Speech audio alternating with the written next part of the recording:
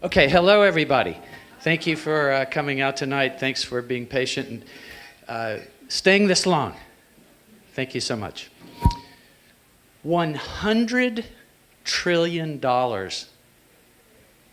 100 trillion is going to pass hands generationally in the next 30 years. 50 trillion of it probably in North America. It's going to go from people my age to people more some of your age. How am I getting the feedback? Step back here. Okay. Just keep that one. Keep that one in mind. All of us have some kind of challenge, ourselves or in our families. I was born with a genetic kidney disease that came from my father's line, and I was told you could live a long time or you could die soon, and there's nothing you can do about it. Now, that is actually a pretty good blessing that all of us need to remember that we have. I had a specific reason that science said. There's plenty of money on the planet. It's not distributed very well or very fairly, but there's a lot of it. Where did it come from? It comes from extraction, from planet and people. My people left Eastern Europe getting away from oppression not that long ago. They made it to the southern United States, my father's side. My mother's side made it to Chicago. Classic immigrant entrepreneurial stories. They worked hard, they got a business going, they made some money. My mother spent her life looking around and questioning things. She had careers in the 60s. That was really unusual then. In the 60s, I was very, very upset about what was going on in the context of politics and government and the world at the time. There was a lot of turbulence going on in the 60s. A few of you were here with me then. Most of you weren't, or you weren't very old. Capitalism was at question. We were in the Vietnam War. Students were being shot on college campuses for protesting. Police riots were happening outside the Democratic Convention in Chicago in '68. There were assassinations of important public figures. Something else that was going on then were some people were becoming afraid that corporations were in trouble. And they started organizing. There was a memo written by Lewis Powell, who later became a Supreme Court justice. He was a corporate lawyer at the time. And he wrote a memo that called to action corporations to get organized and to be sure and take back power. The Koch brothers grew out of that.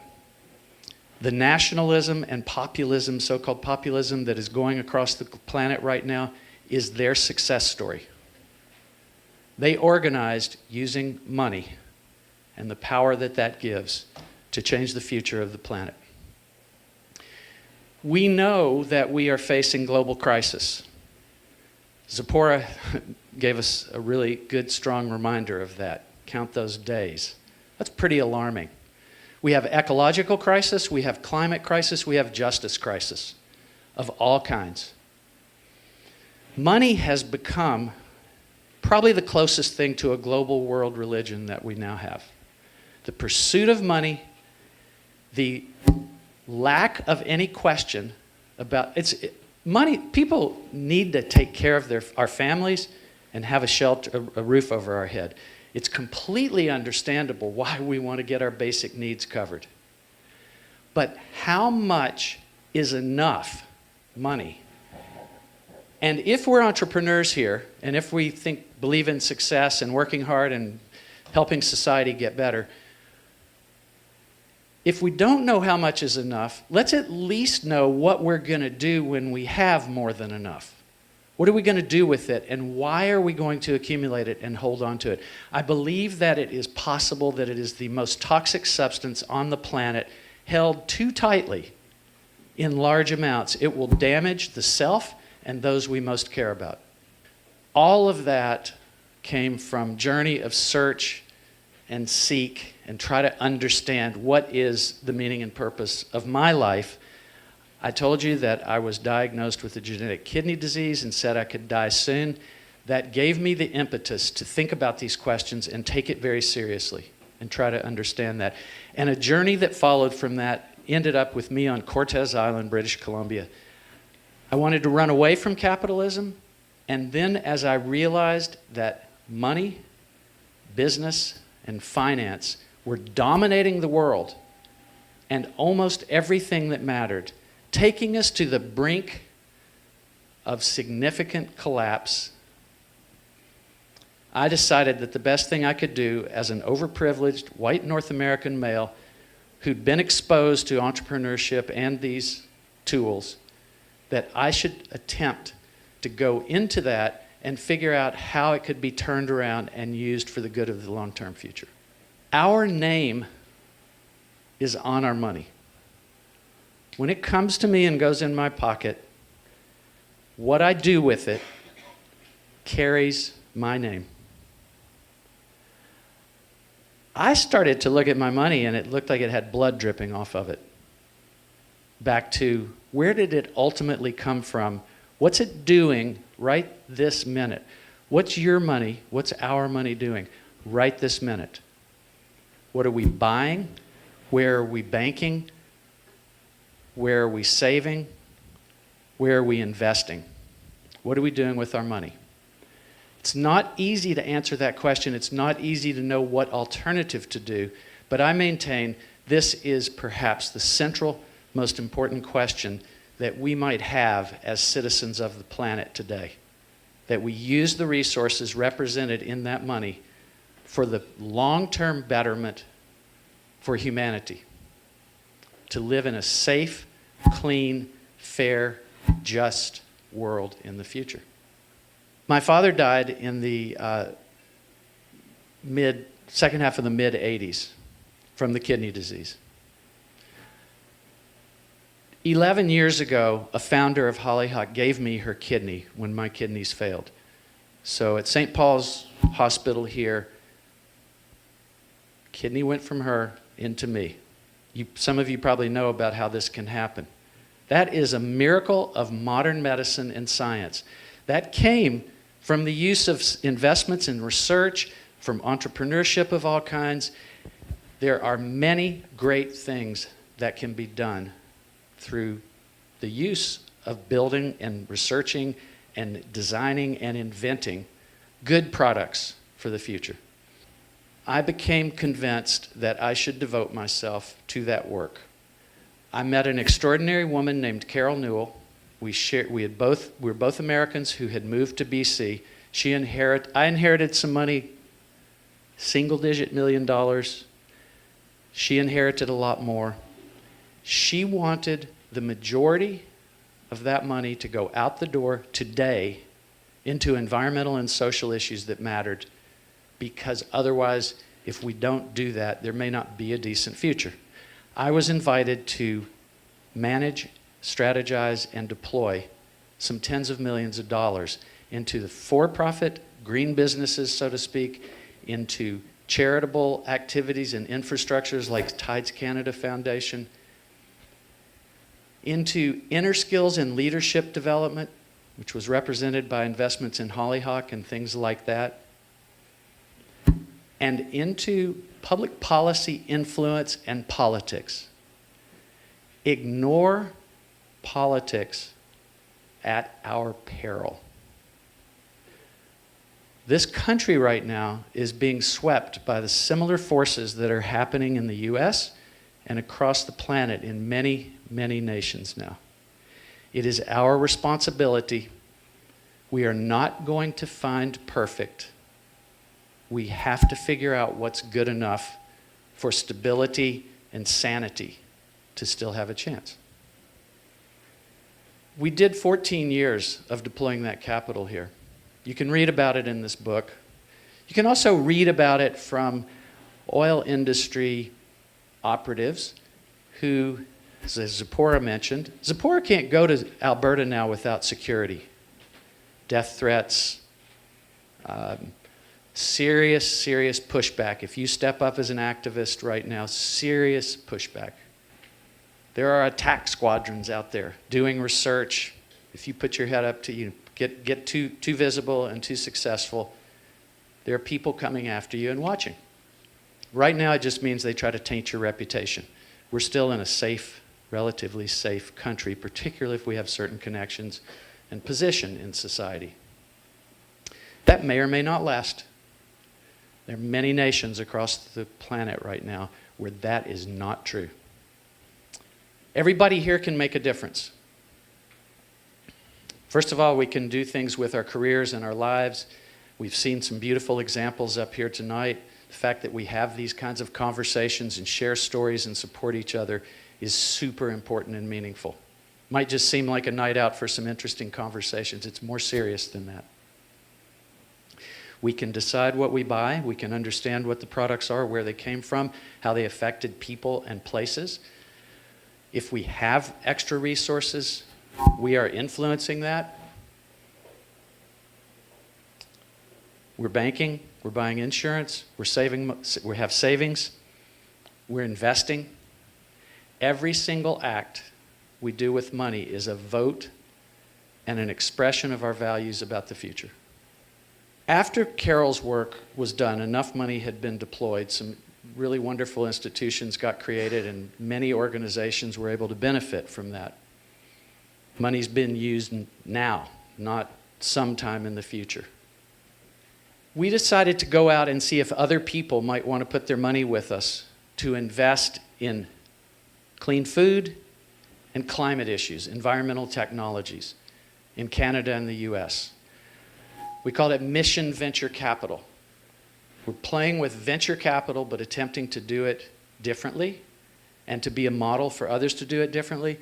And we went across the continent and raised money from over 80 people, some charitable foundations, some forward-thinking wealth managers, and family offices, families, that we're experimenting with, is there a better way to use our money? So our pledge to them in that particular model was, you can make money and you can compete with other ways that people are out investing your money, whether it's in pipelines or mining or other things that you may or may not even want to know that you own. And you can make money. There's lots of innovation, there's lots of entrepreneurship, lots of possibilities. They're unbuilders. There's a good one. Today we've actually put together over $200 million from people across Canada and the US and Europe and Asia.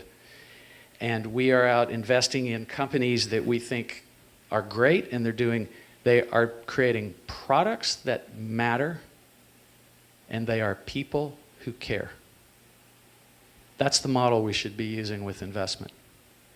As I reached 60, I thought a lot about, okay, well, what now? What do you do? I gave myself a PhD in eldering. I was like, I got a new job now. Start phasing out of major responsibilities, direct responsibilities, advise, support, and help. Many, many beautiful things that are rising. I thought about all the privilege and opportunity that I'd had and the incredible period of history that I got to live through in the incredibly gifted and precious places like North America provides.